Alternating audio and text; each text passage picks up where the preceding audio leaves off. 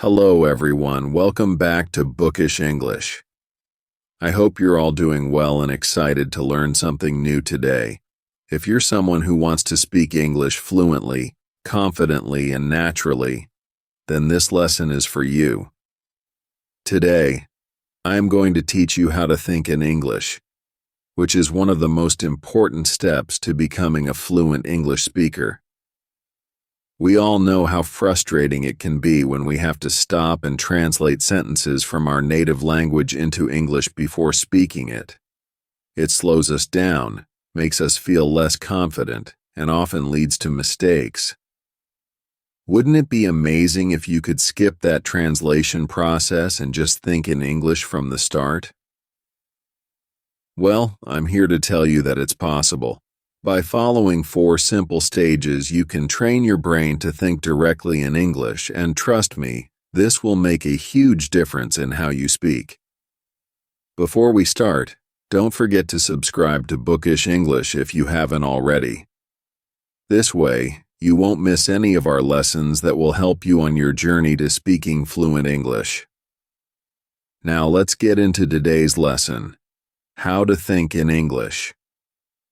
Stage 1. Think in verbs, the power of action words. The first stage of learning to think in English is to focus on verbs. Verbs are the action words in a sentence. They describe what's happening. Why do we start with verbs? Because action is all around us, and if we can think about what's happening in English, we can start forming sentences in our heads more quickly. Let's take an example. Imagine you are walking through New York City, specifically in Central Park. You see people everywhere, all engaged in different activities. What are they doing?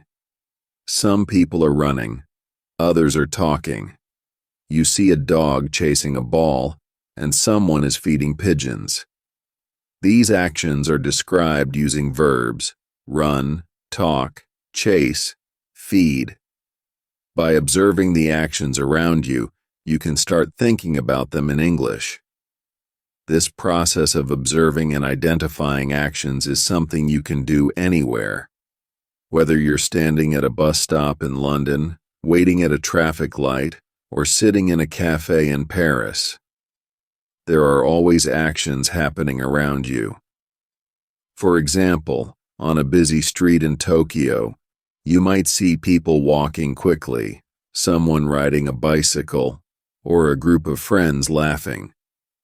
You can mentally note these actions in English: walk, ride, laugh. But what if you're at home, where there's not much happening? You can still practice thinking in verbs by imagining scenarios or using pictures. For instance, look at a photo of a family picnic. What actions do you see?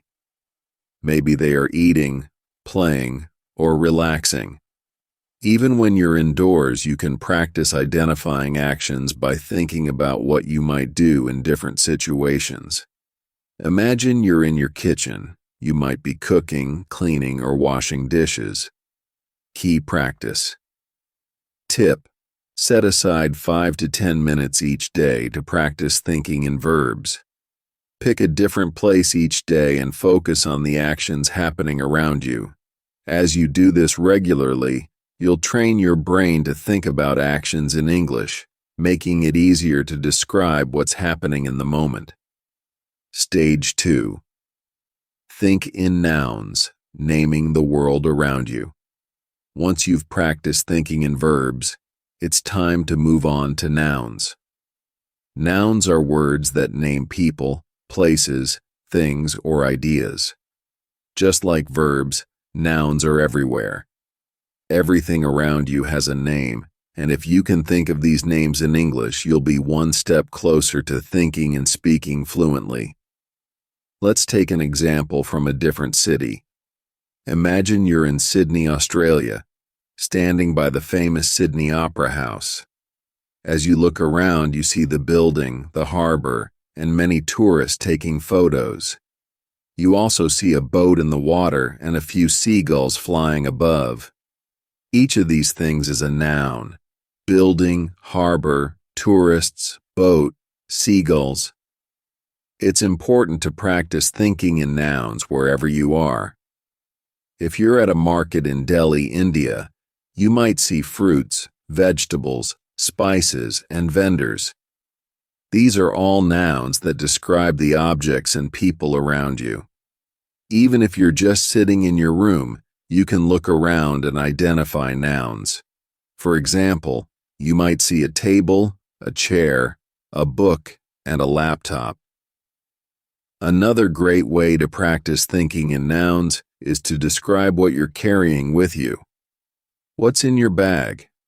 Maybe you have a phone, some keys, and a wallet.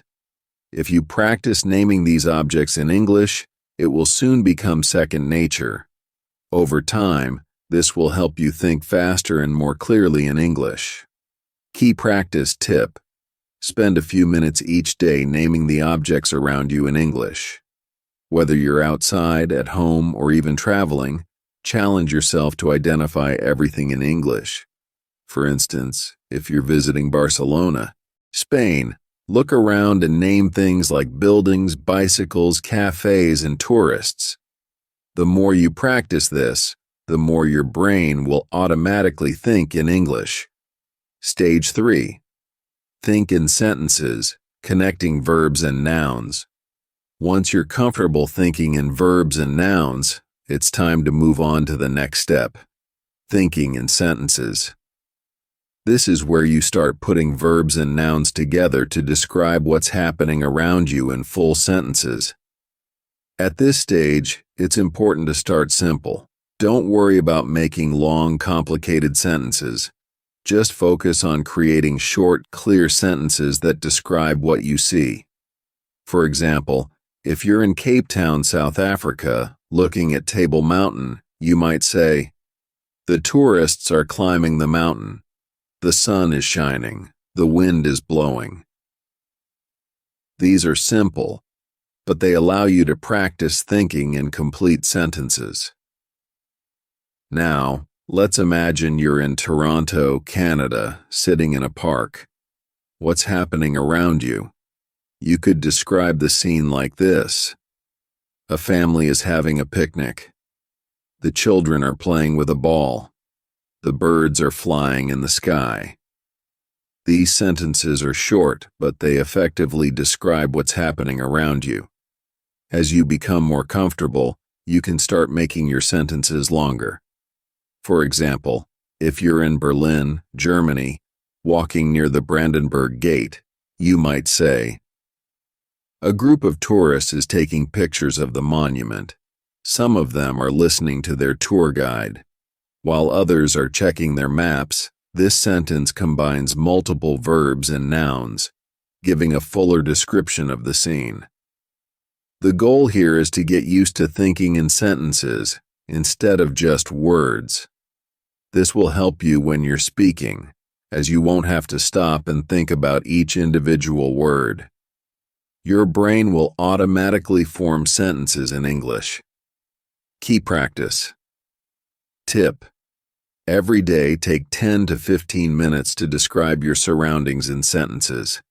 Whether you're at home, in the office, or walking through a new city, try to form complete sentences in your head that describe what's happening. If you're in a cafe in Rome, Italy, you might say, "The waiter is serving coffee. Two friends are chatting at the next table. A couple is reading a menu." This practice will make thinking in English much more natural. Stage 4. Think in paragraphs, bringing it all together. The final stage is to move from thinking in sentences to thinking in paragraphs. This means describing everything around you in more detail, telling a full story, or creating a more vivid picture of the scene. Imagine you're visiting the Great Wall of China. Here's how you might describe it in a paragraph. I'm standing on the Great Wall, and the view is incredible. The mountains stretch out as far as I can see, and the wall winds its way across the landscape. There are tourists all around me, taking pictures and walking along the wall. I can hear people speaking in different languages, and there's a cool breeze blowing through the air. The steps are steep and the stone is worn from centuries of use. In this paragraph, you've combined everything: verbs, walking, speaking, nouns, tourists, mountains, wall, and sentences to create a full description of the scene. By practicing this, you start thinking in English more naturally, as you won't just be forming short sentences. You'll be able to describe things in full detail. Let's take another example. Imagine you're walking through a bustling market in Istanbul, Turkey. You might describe the scene like this. The market is filled with people, all busy shopping and bargaining with the vendors. I can smell the spices in the air, and the bright colors of the rugs and textiles catch my eye. A man is selling tea from a cart, and groups of tourists are taking photos. The sound of people talking and laughing fills the air, and the atmosphere is lively and energetic. When you practice thinking in paragraphs like this, you are training your brain to describe events and scenes in full detail without stopping to translate from your native language. This stage is essential because it helps you not only think in English, but also express your thoughts in a more coherent and fluent way. By focusing on forming paragraphs, you can talk more naturally and at length, which is key when you're aiming for fluency. Let's take one more example to practice. Imagine you're sitting in a cozy cafe in Amsterdam, Netherlands. Here's how you might describe the scene in a paragraph. I'm sitting at a small table by the window, sipping my coffee. The cafe is warm and inviting, with soft music playing in the background. Outside, I can see people riding their bicycles along the canal. The sky is cloudy, and it looks like it might rain soon. Inside, a few people are reading books and a couple is chatting quietly over their breakfast. By practicing thinking in paragraphs like this, you'll develop the ability to describe more complex situations naturally and fluently in English. The smell of freshly baked bread fills the air, and the atmosphere is calm and peaceful. In this paragraph, you've combined all the elements, verbs, nouns, and sentences to create a vivid picture of the scene. This is the final stage of thinking in English, where you can describe situations in detail, just as you would in your native language. Take a few minutes to describe your day in a paragraph. Start from the moment you woke up and think about everything that happened. What did you do? Where did you go? Who did you meet? Try to describe it all in English. For example, today was a busy day. I woke up early and went for a walk in the park. The weather was nice and I saw a lot of people exercising. After that, I had breakfast at a small cafe. I ordered a cappuccino and a croissant. Later, I went to work and had a meeting with my team. We discussed our new project, and everyone had great ideas. In the evening, I met a friend for dinner at a restaurant. We had a great time catching up and talking about our week. This type of daily practice will not only help you think in English, but also improve your ability to recall and describe events in detail. Putting it all together, achieving fluency through practice. By now, you should have a clear understanding of the 4 stages of thinking in English. 1. Think in verbs. Focus on action words and describe what is happening around you. 2. Think in nouns. Name the people, places, and things you see in your surroundings. 3. Think in sentences. Combine verbs and nouns to form short, simple sentences. 4. Think in paragraphs. Bring everything together to create detailed descriptions of scenes and events. Each of these stages builds on the previous one, helping you develop the ability to think directly in English without the need for translation. It's important to practice each stage regularly, as this will train your brain to process information in English more naturally. Why thinking in English is essential for fluency. Now that you understand the stages, let's talk about why this method works. When you first start learning English, you likely translate from your native language. This is natural, but it creates a delay in your speaking. Instead of speaking smoothly, you have to pause and think about what to say, which can make you feel less confident. By practicing thinking in English, you eliminate that translation step. Your thoughts will naturally form in English, making your speech faster and more fluid. When you can think in English, you'll also find it easier to have conversations, express your ideas, and respond quickly in discussions. For example, imagine you're at a job interview in London, and the interviewer asks you to describe a challenging situation you faced at work. If you're thinking in your native language, you might need a moment to translate your thoughts into English. But if you've trained yourself to think in English, you can respond immediately and confidently without hesitation. The same goes for everyday conversations. Whether you're chatting with friends, giving a presentation, or even ordering food at a restaurant, being able to think in English will make the process much smoother. Practical exercises to help you think in English. Now that you've learned the 4 stages, here are some practical exercises you can do to improve your ability to think in English daily. First observation. Spend 10 to 15 minutes each day observing your surroundings and describing them in English. Whether you're on the bus, at the park, or walking through your neighborhood, challenge yourself to describe everything you see using verbs, nouns, and sentences. 2. Picture descriptions. Find a photo from a magazine, website, or your own photo album. 3. Look at the picture closely and describe everything you see in English. For example, if you're looking at a picture of a beach, you could say, "The sand is white and the water is crystal clear. There are a few people swimming, and some children are building a sandcastle. In the distance, I can see a boat sailing on the horizon." 4. Write a journal. At the end of each day, write a short journal entry in English. Start by describing what you did that day, where you went, and who you met. As you practice, try to include more details in your descriptions. 5. Talk to yourself. If you don't have anyone to practice speaking English with, you can practice by talking to yourself.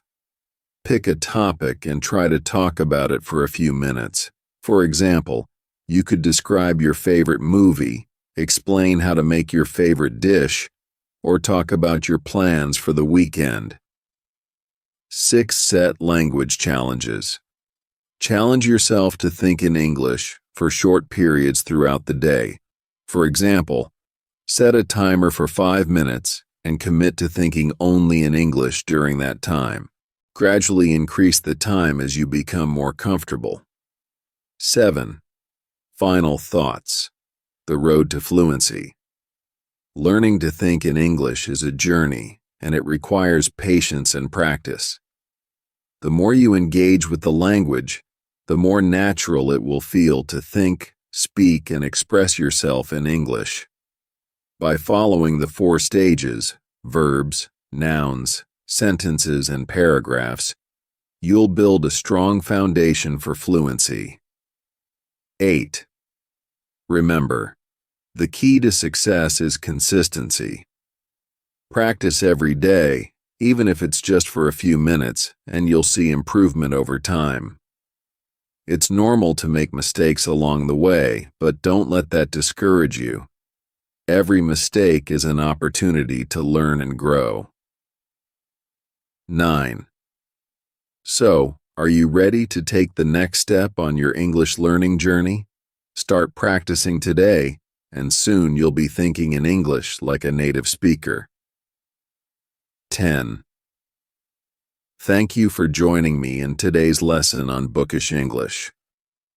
Don't forget to like this video, subscribe to our channel, and hit the notification bell so you won't miss any of our upcoming lessons. Keep practicing, stay curious, and I'll see you in the next lesson.